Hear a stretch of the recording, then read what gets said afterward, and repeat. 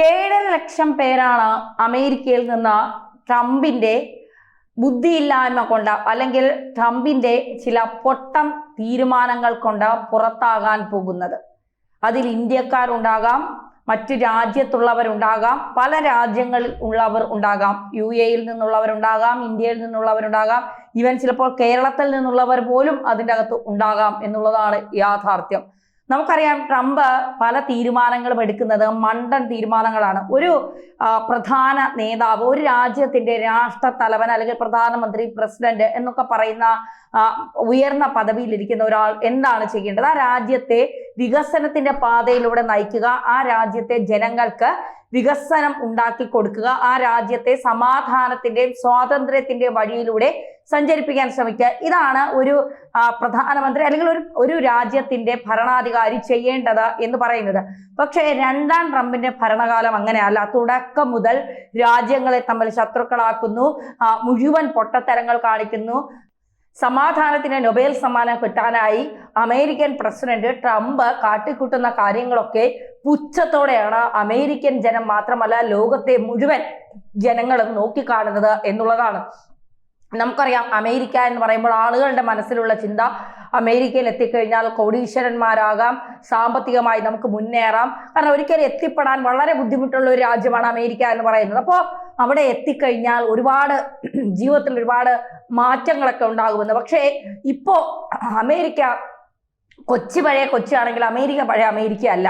America അതിൽ നിന്നൊക്കെ ഒരുപാട് മാറിപ്പോയി. നിലവാരമില്ലാത്ത ഒരു ലോക രാജ്യങ്ങളിൽ ഒന്നായി മാറിയിരിക്കുകയാണ് അമേരിക്ക എന്നുള്ളതാണ് യാഥാർത്ഥ്യം. ഇപ്പോ അമേരിക്ക പൂട്ടി അതിന്റെ താക്കോലും കൊണ്ട് ട്രംപ് വൈറ്റ് ഹൗസിൽ തന്നെ ഇരിപ്പാണ്. കാരണം മറ്റൊന്നും ചെയ്യാനില്ലല്ലോ. ജനങ്ങളുടെ ജീവിതം മുഴുവൻ വഴിയാധാരമാക്കിയിട്ട് അവരുടെ ജീവിതം മുഴുവൻ ബുദ്ധിമുട്ടിച്ചിട്ട് അവശ്യ സർവീസുകൾ മാത്രം, അതായത് ആംബുലൻസ്, നമ്മുടെ നാട്ടിലാണെങ്കിൽ പാല്, പത്രം, പിന്നെ ആശുപത്രികൾ, ആംബുലൻസുകൾ, ഇങ്ങനെയൊക്കെ ആയിരിക്കും. അമേരിക്കയിൽ എന്താണെന്ന് അറിയില്ല. അവർക്ക് അത്യാവശ്യ സാധനങ്ങൾ എന്ന് പറയുന്നത് KFC, മാക്ഡൊണാൾഡ്സ് അങ്ങനെ എന്തെങ്കിലും ആണോ എന്നറിയില്ല. എന്തായാലും ആശുപത്രികളും ആവശ്യമുണ്ടാകും. ഇതൊക്കെ ആയിരിക്കാം അവശ്യ സാധനങ്ങൾ അല്ലെങ്കിൽ അവശ്യ സർവീസുകൾ മാത്രമാണ് ട്രംപ് ഇപ്പോൾ അനുവദിച്ചിട്ടുള്ളത്. ഇതിന്റെ പ്രധാനപ്പെട്ട കാരണം എന്ന് പറയുന്നത് ഈ ഇൻഷുറൻസ് പദ്ധതിക്ക് പണം നൽകില്ല എന്നുള്ള ട്രംപിന്റെ ഒരു നിലപാട്, ട്രംപിന്റെ ഒരു നയം, അതാണ് ഡെമോക്രാറ്റുകളെ വല്ലാതെ ചൊടിപ്പിച്ചത്. അതായത് ട്രംപ് അതിലൊരു കാരണം കണ്ടെത്തിയിട്ടുണ്ട്. വെറുതെ അല്ല ഇത്തരത്തിലൊരു ഈ ഷട്ട് ഡൗൺ ട്രംപ് അല്ലെങ്കിൽ ആരോഗ്യ ഇൻഷുറൻസിന് ധനം നൽകില്ല എന്ന് ട്രംപ് പറയുന്നത്. ഒബാമ കെയറിന് നൽകിയിരുന്ന ബില്ലുകൾ അല്ലെങ്കിൽ നൽകിയിരുന്ന ധനസഹായം മുഴുവൻ നിർത്താനായിട്ട് ട്രംപ് ഒരു തീരുമാനമെടുക്കുന്നു. സബ്സിഡി അടക്കമുള്ളവ നിർത്താനായിട്ടുള്ള ഒരു നിലപാട് ട്രംപ് സ്വീകരിക്കുന്നു. ഇതാണ് ഡെമോക്രാറ്റുകളെ വല്ലാതെ ചൊടിപ്പിച്ചത് എന്നുള്ളതാണ്. നമുക്കറിയാം, ഒബാമയ്ക്ക് സമാധാനത്തിന്റെ നൊബേൽ സമ്മാനം കിട്ടിയ ഒരാളാണ് ഒബാമ എന്ന് പറയുന്നത്. ഒബാമയുടെ സമയത്ത് അമേരിക്ക ഇത്രയും അധപ്പതിച്ചോ എന്ന് ചോദിച്ചാൽ ഇല്ല. ഒരു പരിധി വരെയൊക്കെ ഒബാമ ഈ ഡിപ്ലോമാറ്റിക് ആണ്, അവിടെയും നിൽക്കും ഇവിടെയും നിൽക്കും, ആ തരത്തിലേക്ക് രാജ്യത്തെ കൊണ്ടുപോകാൻ അറിയാം. പക്ഷേ ട്രംപ് അങ്ങനെയല്ല. ട്രംപ് ഒരു കൃത്യമായ ഒരു വ്യവസായിയാണ്. ട്രംപ് ഒരു രാഷ്ട്രീയ നേതാവല്ല. ഒരു വ്യവസായി ഒരു രാജ്യത്തെ നയിച്ചാൽ എങ്ങനെ ഉണ്ടാകും എന്നുള്ളതിന് ഏറ്റവും വലിയ ഉദാഹരണമാണ് ഈ രണ്ടാം ട്രംപിന്റെ കാലത്ത് നമ്മൾ അമേരിക്കയിൽ കണ്ടുകൊണ്ടിരിക്കുന്നത് എന്നാണ്. അതായത് സർക്കാർ സേവനങ്ങൾ നിർത്തിവെക്കുന്ന സവിശേഷ സാഹചര്യത്തെയാണ് ഷട്ട് ഡൗൺ എന്ന് വിളിക്കുന്നത്. സർക്കാരിന്റെ ഒരു സേവനങ്ങളും ജനങ്ങൾക്ക് കിട്ടില്ല എന്നുള്ളതാണ്. സർക്കാർ ജീവനക്കാർക്ക് ജോലിക്ക് പോകേണ്ട, സർക്കാർ സംവിധാനങ്ങൾ മുഴുവൻ ഷട്ട് ഡൗൺ ആയാൽ ഉണ്ടാവുന്ന അവസ്ഥ ഒന്ന് ആലോചിച്ച് നോക്കൂ.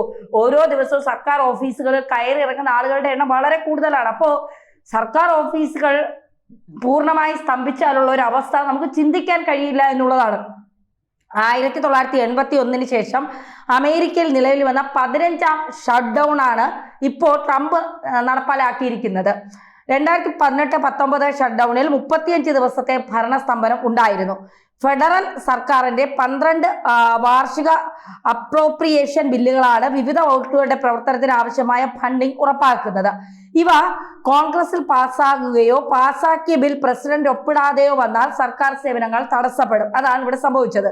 നിലവിൽ ആരോഗ്യ മേഖലയിൽ നൽകി വരുന്ന ധനസഹായം സംബന്ധിച്ചാണ് ഡെമോക്രാറ്റിക്, റിപ്പബ്ലിക് പാർട്ടികൾക്കിടയിൽ അഭിപ്രായ ഭിന്നത രൂക്ഷമായിരിക്കുന്നത്. ഇതിൽ ഒബാമ കെയറിന് നൽകുന്ന സബ്സിഡിയാണ് ട്രംപ് അടക്കമുള്ള റിപ്പബ്ലിക് പാർട്ടിക്കാരെ ചൊടിപ്പിച്ചത്. ഇത് ഈ നിലയിൽ മുന്നോട്ട് പോകാൻ കഴിയില്ലെന്നാണ് ഇവരുടെ നിലപാട്. എന്നാൽ സബ്സിഡി നിർത്തണമെന്നാണ് ഡെമോക്രാറ്റിന്റെ വാദം.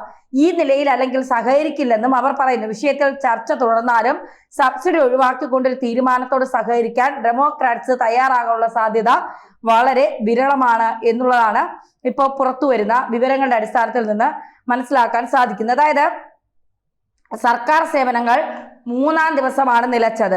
അതോടെ ഇത് സാധാരണക്കാരെ വലിയ രീതിയിലാണ് ബാധിച്ചിട്ടുള്ളത്. അമേരിക്കയിൽ ഷട്ട് ഡൗൺ നാസയുടെ പ്രവർത്തനത്തെയും ബാധിച്ചിട്ടുണ്ട്.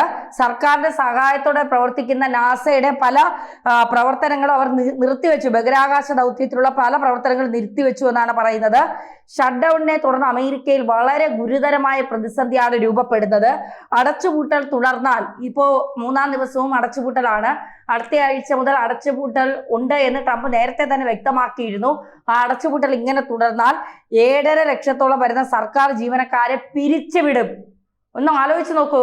ട്രംപ് തന്നെ ഒരു സെനറ്റിൽ ഒരു പ്രമേയം അവതരിപ്പിക്കുന്ന ആ പ്രമേയത്തെ ഡെമോക്രാറ്റുകൾ എതിർക്കുന്നു. എന്നിട്ട് അത് ട്രംപ് ഒപ്പിടാതെ സെനറ്റിൽ അംഗീകരിക്കാതെ പോകുന്നു. എന്നിട്ട് പറയുകയാണ് 7.5 ലക്ഷത്തോളം വരുന്ന ജീവനക്കാരെ, അമേരിക്കയിൽ നിന്നല്ല 7.5 ലക്ഷത്തോളം വരുന്ന സർക്കാർ ജീവനക്കാരെ പിരിച്ചുവിടും. ഇതാണ് ട്രംപിന്റെ നയം എന്ന് പറയുന്നത്. ഈ വലിയ രീതിയിലുള്ള ചർച്ചകളൊക്കെ നടന്നു എങ്കിലും ഇതിനുശേഷം സെനറ്റിൽ ഒരു താൽക്കാലിക ബില്ല് അവതരിപ്പിച്ചിരുന്നു. എന്നാൽ ഡെമോക്രാറ്റുകളുടെ പിന്തുണയില്ലാതെ ഇതും പിരിഞ്ഞു. ഇതോടെ ഒരു അടച്ചുപൂട്ടൽ ഉണ്ടാകുമെന്നുള്ള സൂചന നേരത്തെ തന്നെ ട്രംപ് നൽകിയിരുന്നു. ചർച്ചകളിൽ ഡെമോക്രാറ്റുകൾ സാഹസികത കാണിക്കുന്നുവെന്നും ട്രംപ് പറഞ്ഞിരുന്നു. ഇതിന് പിന്നാലെയാണ് അടച്ചുപൂട്ടൽ പ്രാബല്യത്തിൽ വന്നത്. അതായത് വലിയ തരത്തിലുള്ള ഷട്ട് ഡൗണിന് ഈ 2018-19 ഷട്ട് ഡൗണിൽ 35 ദിവസം ഭരണസ്തംഭനമാണ് ഉണ്ടായത്. ഒന്ന് ആലോചിച്ച് നോക്കൂ. ഈ കൊറോണയൊക്കെ വന്ന സമയത്ത് ലോകം മുഴുവൻ അടച്ചിട്ടപ്പോൾ നമുക്കുണ്ടായ ഒരു പ്രതിസന്ധി, ലോകത്ത് മുഴുവൻ ഉണ്ടായ ഒരു സാമ്പത്തിക പ്രതിസന്ധിയൊക്കെ ഏത് തരത്തിലായിരുന്നു എന്നുള്ളതാണ്. അമേരിക്കയിലൊക്കെ ഒരുപാട് മലയാളികൾ ജീവിക്കുന്നു, ഒരുപാട് ഇന്ത്യക്കാർ ജീവിക്കുന്നു എന്നുള്ളതാണ്.